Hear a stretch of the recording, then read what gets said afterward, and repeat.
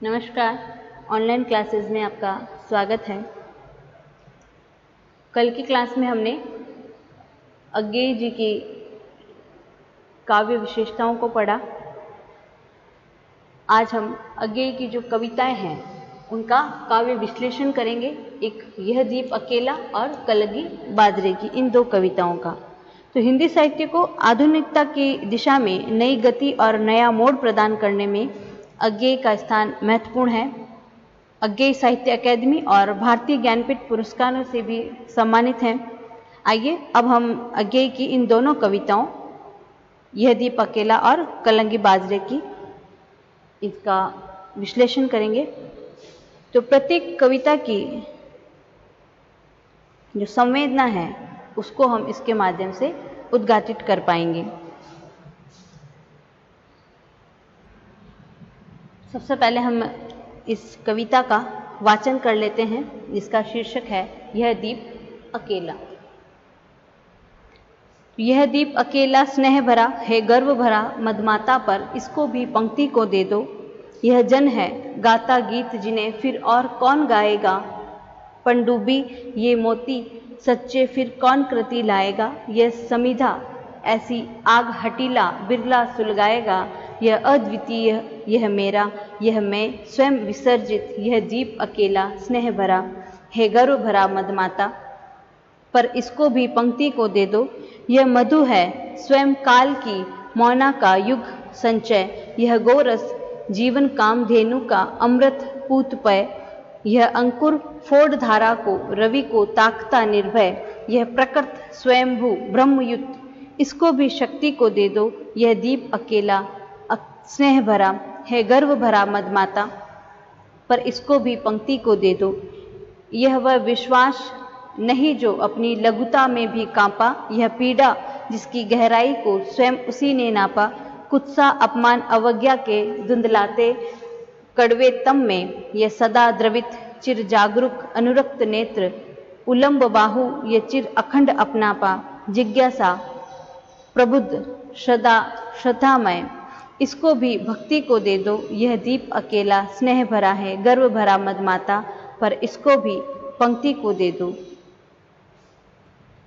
तो ये जो अवतरण जिसका हमने अभी वाचन किया, इसमें प्रयोगवाद और नई कविता के जो शीर्षस्थ कवि सच्चिदानंद हीरानंद वात्स्यायन अज्ञेय, उनकी चर्चित कविता यह दीप अकेला से लिया गया है। तो अज्ञेय एक मनोविश्लेषणवादी कवि के रूप में जाने जाते हैं।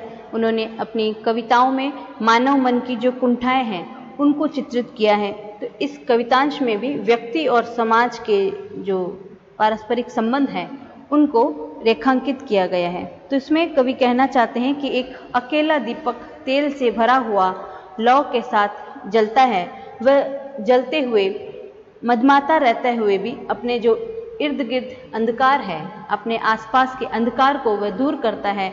उसी तरह मनुष्य भी अकेला होने पर भी उसे पता होता है कि उसमें जो शक्तियाँ समाहित है, जो शक्तियों का जो सामर्थ्य है उसमें, उसे अपने उन शक्ति और सामर्थ्य पर गर्व होता है। तो ऐसी स्थिति में वह इठलाता रहता है, लेकिन उसके गुणों से दूसरों का उपकार तब तक नहीं हो पाता जब तक कि वह अकेला हो। तो इसलिए कवि कहते हैं कि यदि अकेले दीपक को पंक्ति में रख दिया जाए तो उसका प्रकाश जो अन्य जो पंक्ति के दीपक हैं उनके प्रकाश के साथ मिलकर के जो अंधेरा है उसको दूर करने में सफल हो सकता है। तो मनुष्य की शक्ति में भी बढ़ोतरी तब होती है जब उसे सभी के साथ मिलकर के काम किया जाए। तो इससे क्या होगा कि पूरे समाज को उसका लाभ मिल जाएगा। तो व्यक्ति अपने गुणों के द्वारा, अपनी प्रतिभा के द्वारा समष्टि को हितों में प्रयोग करता हुआ वह एक सुंदर समाज का, एक आदर्श समाज का निर्माण कर पाएगा। तो समाज की प्रकृति और जो उसका विकास है उसमें व्यक्ति का जो योगदान होता है वो सबसे महत्वपूर्ण माना जाता है। तो ये वह व्यक्ति है जो जनता के कल्याण के लिए, देश के हित के लिए गीत गाता है। यदि उसे समाज में शामिल किया जाए, उसे सामाजिक बना दिया जाए, तो मधुर गीत कौन गाएगा? क्योंकि गीत की सार्थकता तभी है जब उसे कोई गाने वाला हो। यह वह गोताखोर है जो हृदय रूपी समुद्र में डुबकियां लगा करके, कठिन प्रयास करके अपना मोती खोज कर लाता है समुद्र के गर्भ में से। यदि उसे समाज से अलग रखा जाएगा तो उसका सृजन कौन करेगा? तो जो अनमोल मोती के रूप में साहित्य और समाज की शोभा का विस्तार उसी के द्वारा किया जाएगा। फिर आगे कवि कहते हैं कि ये यज्ञ या हवन की लकड़ी है, समिधा कहा जाता है लकड़ी को, तो हवन की लकड़ी के समान है जो स्वयं जल करके वातावरण को पावन कर देती है, पवित्र कर देती है, सुगंधित कर देती है। तो इस चेतना रूपी अग्नि को कोई विरला ही सुलगा सकता है जिससे समाज का कल्याण होता है। तो कवि ने दीपक के प्रतीक के लिए जन और पनडुब्बा समाधि या समिधा का चयन किया है जो व्यक्ति की विशिष्टता के लिए आवश्यक है। फिर जो इसका अगला अवतरण है कि यह मधु है स्वयं काल की मौना का युग संचय, यह गोरस जीवन कामधेनु का अमृत पूत पय। तो इस खंड में भी जो दूसरा पद है इस कविता का, उसमें कवि ने दीपक अर्थात जो व्यक्ति है उसके लिए मधु, गोरस और अंकुर के प्रतीकों के माध्यम से अपने विचारों को प्रकट किया है। इन पंक्तियों में कवि ने अन्योक्ति के सहारे व्यक्ति के महत्व को रेखांकित किया है।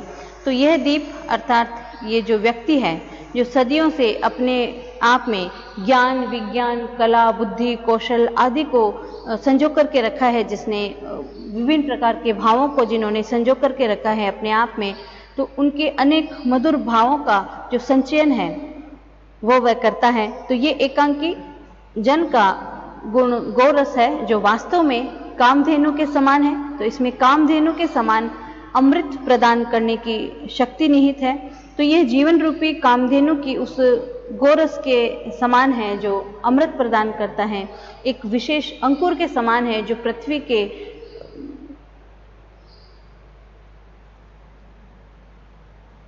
सीने को चीर करके सूर्य की और अनिमेष नयनों से निर्भय होकर के देखता रहता है, जिसमें जीने की अद्भुत क्षमता है, प्रबल जिजीविषा है।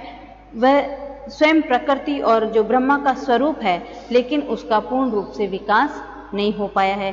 तो एकांकी सुनसान निर्जनता में वह बैठा है, इसे विशिष्ट शक्ति प्रदान करना आवश्यक है। तो इसे भी पंक्ति में रखा जाए ताकि इसमें छिपे हुए जो गुण हैं उनका विकास हो सके और उसका लाभ जो है समाज को मिल सके।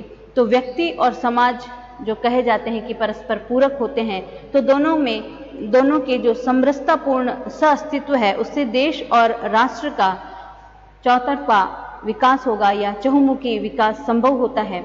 इसीलिए व्यक्ति रूपी शक्ति के जो कण हैं उनको पंक्ति में अर्थात समाज से जोड़ना आवश्यक हो जाता है।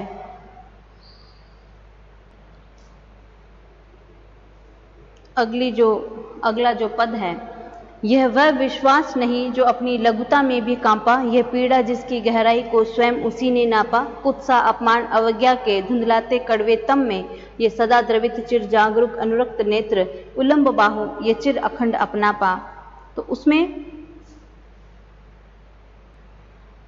कवि ने इन पंक्तियों में द्वीप की व्यंजना की है या द्वीप को व्यंजित किया है कि यह वह व्यक्ति है जो उपकारी है, स्नेह से भरा है और अपने लघु स्वरूप से वह डरता नहीं है, जिसको उसका भय नहीं है।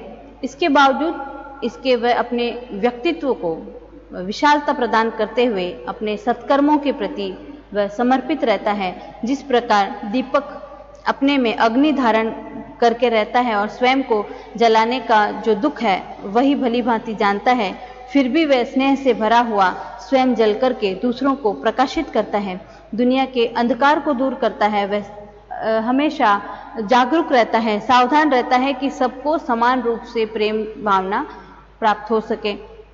और ऐसा मनुष्य जो जिज्ञासु प्रवृत्ति का है, जिसमें स्नेह है और जो ज्ञानवान है, श्रद्धा से पूर्ण है, वह भी दीप की भांति होता है। तो ऐसा व्यक्ति जब समाज से जुड़ता है तो वह समाज को धन्य कर देता है। लघु मानव अपने लघु स्वरूप से घबराता नहीं है, प्रतिकूल परिस्थितियों में भी अनुकूल आचरण वह कर पाता है। तो दूसरे शब्दों में हम कह सकते हैं कि प्रतिकूलता को अनुकूलता में वह बदल देता है। तो जिस प्रकार दीपक स्वयं जल करके तकलीफें सहन करते हुए स्नेह से पूर्ण होता है और रोशन करता है, ठीक उसी तरह मनुष्य ज्ञान का प्रकाश फैलाता रहता है। जब कभी समाज में निंदा, अपमान, घृणा, उपेक्षा, तिरस्कार आदि के कारण जो अंधकार फैला हुआ है, तो दीप रूपी जो मनुष्य है अपने ज्ञान रूपी प्रकाश से उस अंधकार को या उस अज्ञानता को वह दूर कर देता है। तो कठिन परिस्थितियों में और प्रतिकूल परिस्थितियों के सामने वह घुटने नहीं टेकता है, बल्कि उसको अनुकूल वातावरण में बदल देता है। तो विपरीत परिस्थितियों में भी वह द्रवित होकर के अपनी जागरूकता का परिचय देता है और अपने जो प्रेम भरी निगाहें हैं या नयन है उनसे वह आकाश की ओर देखता है। तो उसके मन में सबके प्रति अनुराग का भाव रहता है। उसका जो आत्मविश्वास है वो कभी डगमगाता नहीं है और अपनी पीड़ा का साक्षी वह बनकर के दूसरों के हित में सहयोग के लिए हमेशा तत्पर रहता है। तो उन हाथों में जो अपनापन भरा रहता है वह दूसरों को आत्मीयता से भर देता है। तो ऐसा मनुष्य श्रद्धावान होता है और अपने समय के जो कर्म है उनके माध्यम से वह संपूर्ण राष्ट्र का, समाज का उत्थान करता है। तो ऐसे दीप रूपी व्यक्ति को पंक्ति रूपी समाज के विकास के लिए समर्पित करना श्रेष्ठ रहेगा। इससे उसका जीवन सार्थक हो जाएगा। इसलिए उसे देशभक्ति को, राष्ट्रहित को अपना जीवन दे देना चाहिए। तो इस कविता में व्यष्टि से समष्टि के जो मानवीय संबंध हैं उनको अज्ञेय जी ने प्रकट किया है। यहाँ लघु मानव की प्रतिष्ठा भी स्थापित की गई है। तो हमें ये जानना होगा यहाँ पे कि ये दीप अकेला कविता में कवि अज्ञेय ने प्रतीकों के माध्यम से अपने विचारों की अभिव्यक्ति की है। तो व्यक्ति और समाज के जो संबंध है उसको इस कविता के माध्यम से अज्ञेय जी ने समझाया है और महत्व भी दिया है। तो इनका मानना है कि व्यष्टि और समष्टि का जब समन्वय होगा उसी से ही समाज का विकास संभव हो पाएगा। तो इस कविता में लघु मानव की जो प्रतिष्ठा है उसकी उन्होंने सफलतापूर्वक करने का प्रयास किया है। तो कविता की जो भाषा है वो प्रतीकात्मक है और कविता को एक अलग ढांचे में ढालने में अपने विचारों के द्वारा वह सफल भी हुए हैं। उसके बाद है दूसरी कविता कलंगी बाजरे की।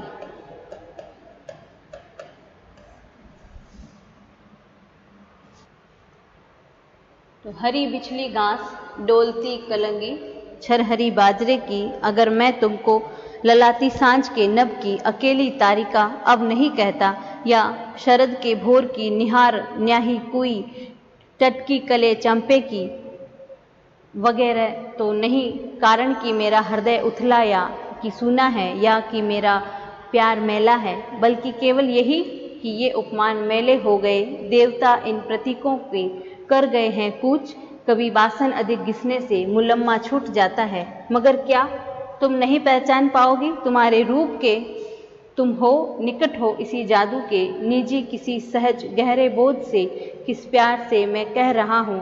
अगर मैं यह कहूँ बिछली घास हो तुम, लहलहाती हवा में कलगी छरहरी बाजरे की, आज हम शहरातियों को पालतू मालंच पर संवरी जूही के फूल से सृष्टि के विस्तार का, ऐश्वर्य का, औदार्य का कहीं सच्चा कहीं प्यारा एक प्रतीक बिछली घास है, या शरद की सांझ के सूने गगन की पीठिका पर डोलती कलंगी अकेली बाजरे की। और सचमुच इन्हें जब जब देखता हूँ ये खुला वीरान संस्कृति का घना हो सिमट हो आता है और मैं एकांत होता हूँ। समर्पित शब्द जादू है, मगर क्या ये समर्पण कुछ नहीं।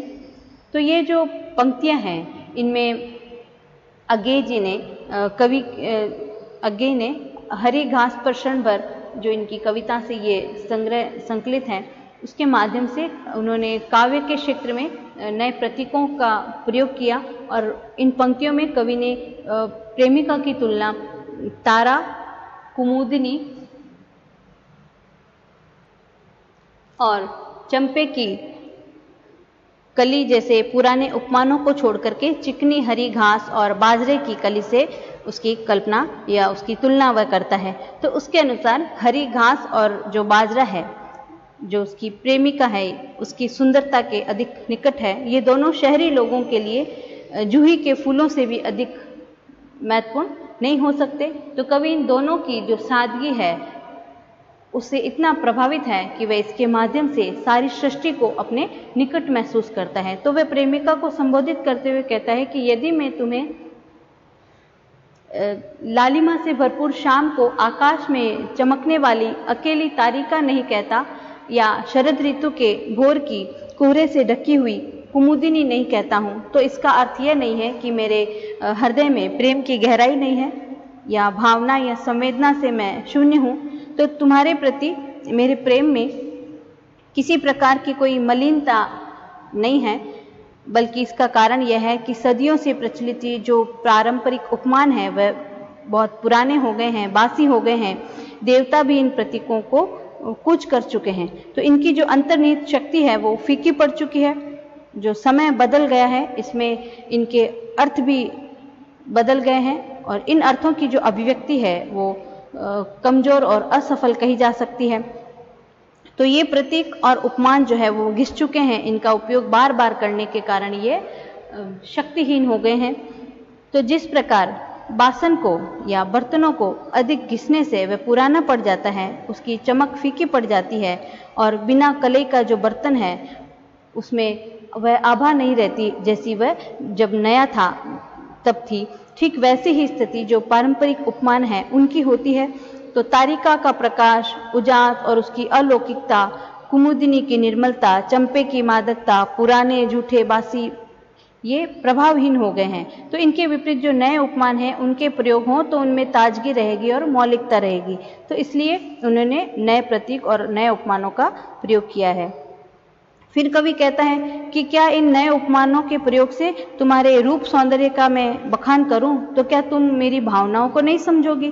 क्या इनके प्रयोग से तुम अपने आप को समझ नहीं पाओगी? तो मेरे लिए तो तुम्हारा जो नैसर्गिक सौंदर्य है इन प्रतीकों और उपमानों के अधिक पास में दिखाई देता है। तो इसलिए इन नवीन और जो उपमान है, उन्हें मौलिक जो उपमान है उसमें बड़े सहज भाव से अपने हृदय की जो बात है वह मैं तुमसे कह पाता हूँ कि तुम्हारी हरी बिछली घास हो, तुम हरी बिछली घास हो, और जिस प्रकार की जो फिसलन, चिकनाई और हरियाली हरी घास में होती है, उसी तरह जो तुम्हारा सौंदर्य है उसके लिए उसकी तुलना में दूसरे कोई उपमान नहीं हो सकते। तो हवा में डोलती जो छरहरी, मुलायम और पतली बाजरे की जो कलगी है तुम्हारे लिए, तुम्हारी जैसी वो परिचायक है, तुम्हारा ही वो परिचय देने वाली है। तो यह कहना कवि चाहते हैं कि किस भावबोध से नए उपमान रचे हैं और उनको केवल वह उनकी जो प्रेयसी है वही समझ सकती है। फिर कवि कहते हैं कि जो हरी बिछली घास बिल्कुल एक नया उपमान है, लेकिन ये उपमान नारी की जो कोमलता है उसको व्यक्त करता है। तो इसमें शुष्कता नहीं है, नीरसता नहीं है, एक ही सौंदर्य उसमें दिखाई देता है। तो इन पंक्तियों में कवि ने घास और बाजरे को शहरी सभ्यता और पूरी सृष्टि से जोड़कर देखा है। तो शहर में जो रहने वाले हैं उनके लिए अपने घरेलू जो बगीचे हैं जिनको वह सजा करके रखते हैं, तो उसमें जो उन्होंने फूल लगाए हैं, जूही के फूल, तो उससे उस ऐश्वर्य की और सच्चाई की सृष्टि का विस्तार बोध नहीं हो सकता है जो हरी बिछली घास में या जो शरद ऋतु की जो सांझ होती है उसमें जो आकाश में इनकी बाजरे की जो कलंगी लहराती रहती है, तो जो बात उसमें है वो शहरों में नहीं है। तो कहने का तात्पर्य यह है कि जो चिकनी घास है शहर में रहने वालों के लिए जो इस संसार की विशालता है और जो समृद्धि है उसका प्रतीक है, तो वे इसी से दुनिया की विशालता को समझने की भूल करते हैं। जबकि हरी घास और जो बाजरे की कलंगी है वह लोक संस्कृति का प्रतीक है, तो इसमें आमतौर पर जो शहरी जीवन की जो नीरसता है उसको इससे दूर अभिव्यक्त किया गया है। तो कवि ने आगे अपनी पंक्तियों में इस पूरी सृष्टि को जोड़ने का प्रयास किया है और वह कहते हैं कि जब जब मैं इनको देखता हूँ तो पूरी सृष्टि का विस्तार मानो सघन हो उठता है, तो विशाल पृथ्वी सिमटी हुई भी प्रतीत होती है, इसलिए कि कवि को समूचा संसार उसके अपने आसपास ही महसूस होता है। तो ऐसी स्थिति में वह भाव विह्वल होकर के पूरी सृष्टि के प्रति अपने आप को समर्पित कर देता है और शब्दों के माध्यम से वह अभिव्यक्त करता है कि जिससे उनकी जो कविता है उसको सुनने वालों पर एक जादू सा असर होता है।